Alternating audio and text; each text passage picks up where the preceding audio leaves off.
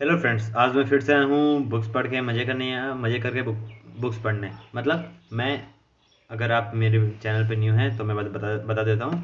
मैं हूँ जो बुक्स पढ़ता है, ठीक है, उसको समझाता है पूरा बुक्स, है ना। वो भी मज़े से बहुत सारे पार्ट बनते हैं, वीडियोस बनते हैं एक बुक के। तब मैं धीरे धीरे पूरा बुक को मतलब समझा देता हूँ। मैक्सिमम बुक के सारी चीज़ को एक्सप्लेन कर देता हूँ। और मतलब जो जो मेन टॉपिक है, मेन बातें जो समझा सकते हैं, तो मैं दूसरे एग्जाम्पल से भी मिला के मैं ये बुक को समझाता हूँ, ठीक है। अगर आप न्यू हैं तो जानने के लिए, है ना। और अभी मैं जो समझा रहा हूँ ये चल रहा है थिंक एंड ग्रो रिच का थर्ड पार्ट चल रहा है ये, ठीक है। थिंक एंड ग्रो रिच मैंने बहुत सारे बुक खरीदे। तो अब हम स्टार्ट करते हैं डायरेक्ट, है ना। और याद रखो, वही काम करो जिसमें मज़े हैं। वो काम अच्छा होना चाहिए। एंड अगर वो काम इंपॉर्टेंट है और तुम्हें मज़े मज़े नहीं आ रहे तो मज़े उसमें ढूंढो, मज़े लो।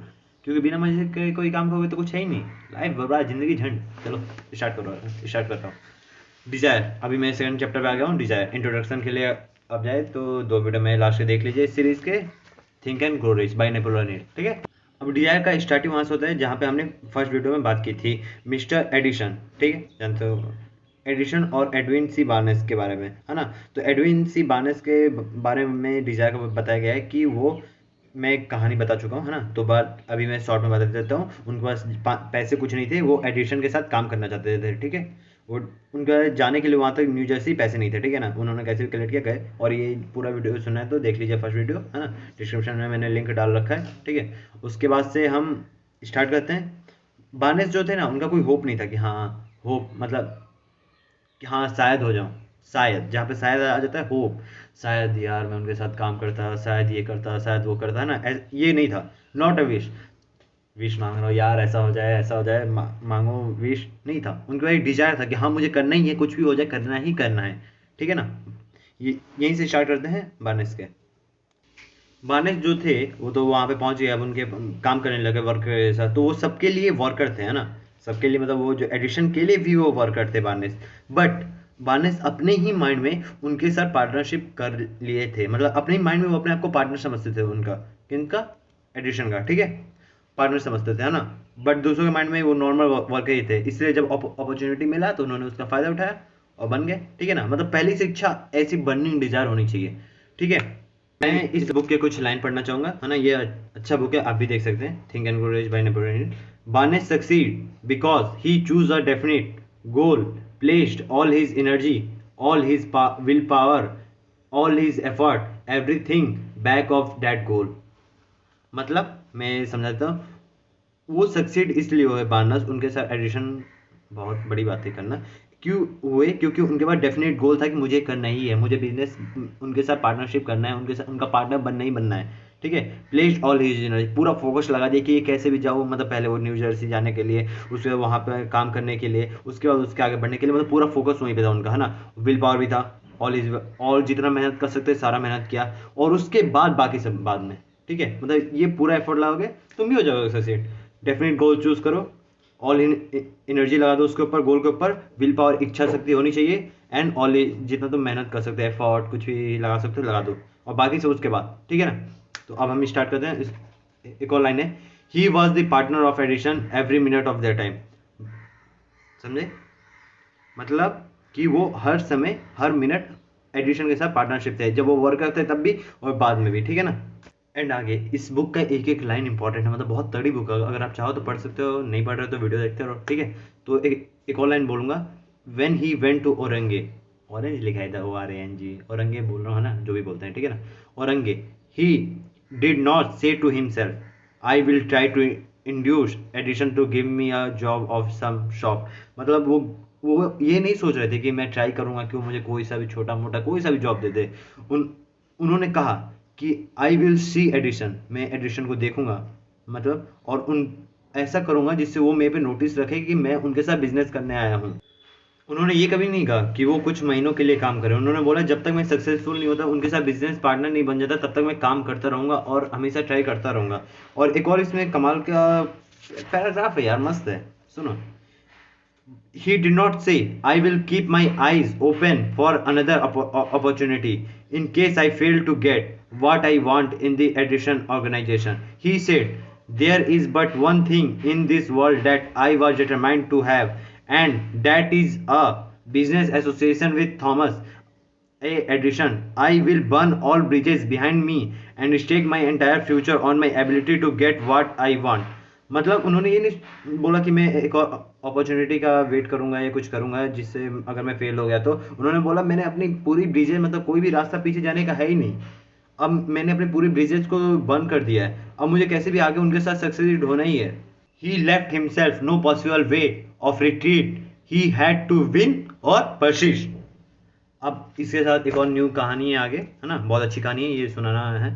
तो इस कहानी में होता यूँ है कि एक ग्रेट वॉरियर होता है, ठीक है, एक मतलब राजा कोई है कहीं का दूसरे देशों का, उस टाइम बहुत पुरानी कहानी है, तब वो राजा होता है ना, तब उसकी वो कहीं पे अटैक करने जाता है, शिप से जाता है, ठीक है ना, बहुत सारे शिप से लेके जाके अपने सैनिकों को लेके जाता है ना, 500 कुछ होते हैं सैनिक, और जहाँ पे अटैक करता है उसके पता नहीं कितने हजार सैनिक होते हैं ना, मतलब बहुत तगड़ी सेना होती है वहाँ पे, ठीक है.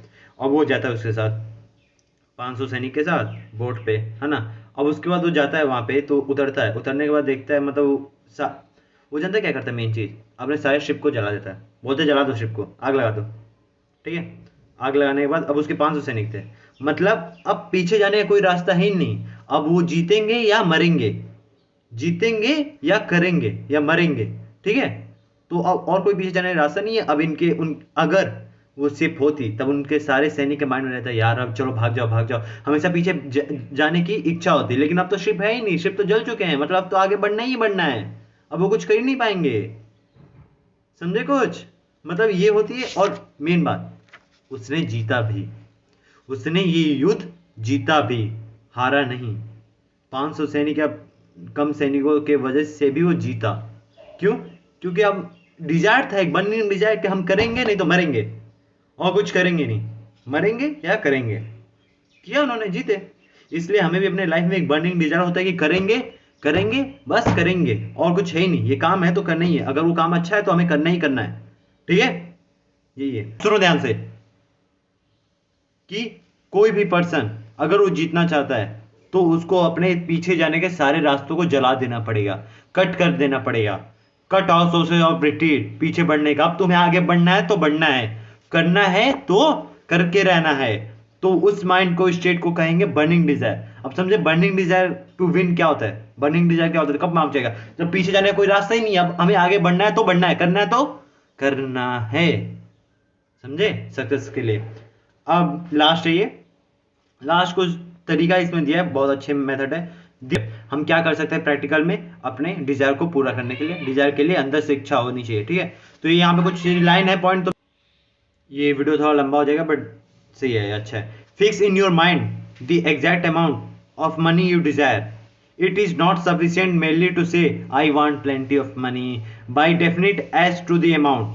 मतलब हमें एक पहला रूल, पहले हमें पूरा सेट करना पड़ेगा कि हमें कितना पैसा चाहिए, एग्जैक्ट अमाउंट नहीं कि इतना चाहिए थोड़ा चाहिए बहुत ज़्यादा चाहिए, पूरा करेक्ट एक्यूरेट चाहिए, एक्यूरेट पॉइंट.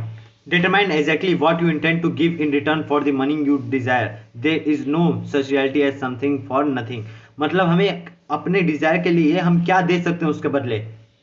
फ्री में कुछ नहीं मिलता, हमें कुछ ना तो कुछ त्यागना पड़ता है, कुछ ना तो कुछ करना पड़ता है. अगर कुछ बड़ा चाहिए तो कुछ बड़ा त्यागना भी पड़ता है, याद रखना, फ्री में कुछ नहीं मिलेगा. सेकंड पॉइंट ये. थर्ड पॉइंट, और याद रखना, establish a definite date when you intend to possess the money you Dzire.